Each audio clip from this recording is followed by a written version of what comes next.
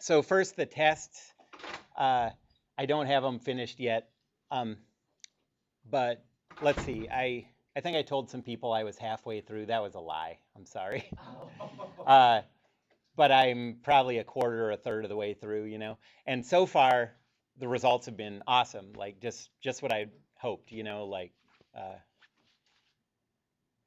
maybe all A's so far that I've graded. So I mean, but I did start with the first people who turn them in. So it's sort of like. Um, so it's a little biased always. But anyways, so far it looks really good overall.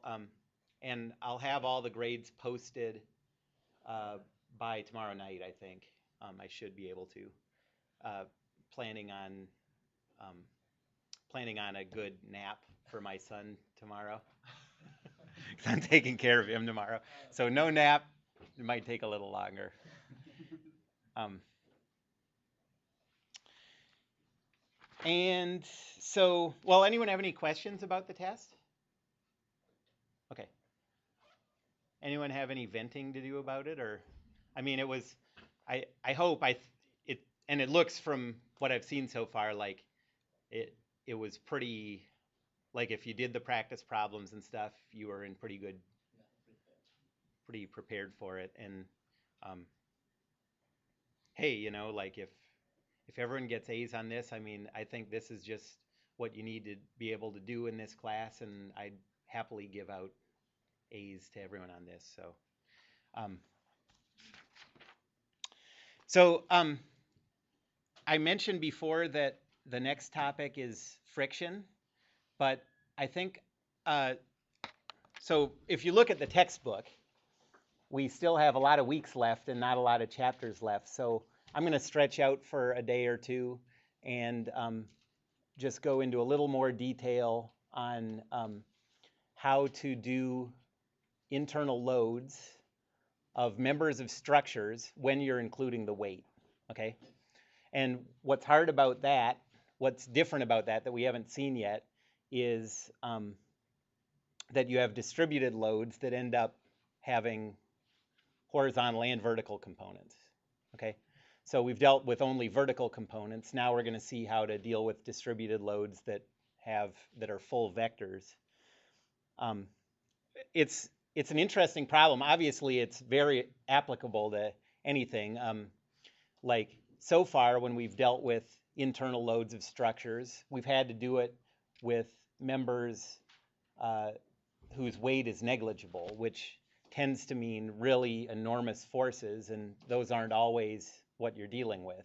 Like in any biomechanics calculation or something, you wouldn't be able to neglect the weights and get good results, because the the weights are sort of on the same order of magnitude as the joint forces applied. Um, so, and I mean, it's a cool problem because it's not in any statics books. Uh, you know, so when you go to the U or whatever, you can be like, look what I can do. Yeah, right. You'll be the cool kids. And that's all anyone wants in college, is to be the cool kid.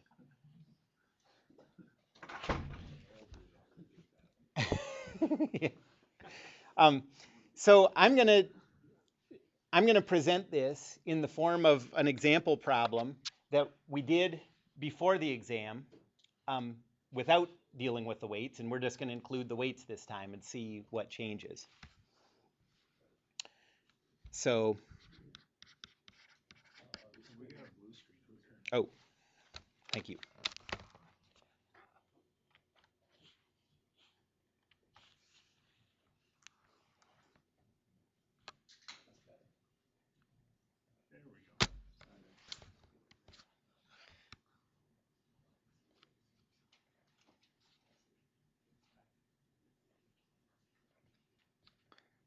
This is more riveting video for later. Okay, so here's the problem. Um, you have a vertical member and a diagonal member.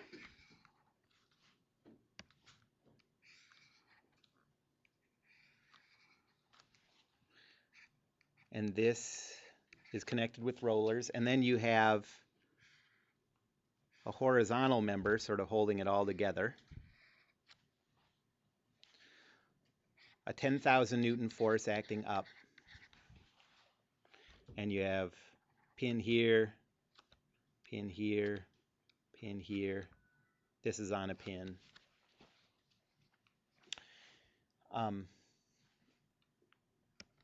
And I'll just use the same numbering system I used before, which is a little bit of an odd numbering system, but that's 1, 2, 3. And then for some reason I called this A, B, C, D, and E. And the dimensions you need, this is acting, or positioned at the midpoints of these two members. And this is 1 meter. And this is 1 meter. So that diagonal member is square root of 2 meters. And this time, what's going to be different is we're going to assume the mass, and maybe I'll call it the mass density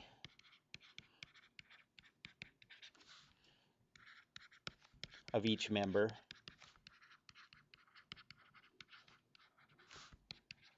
Is 5,000 kilograms per meter.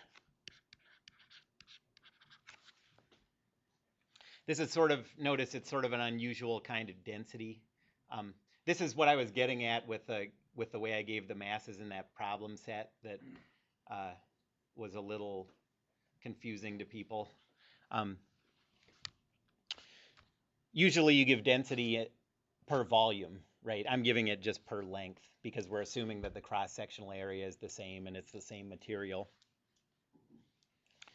And we want to calculate the greatest tension, shear force, and bending moment in this whole structure.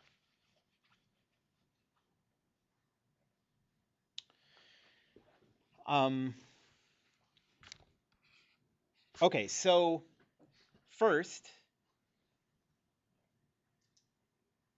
work together and calculate the external loads on each of those members.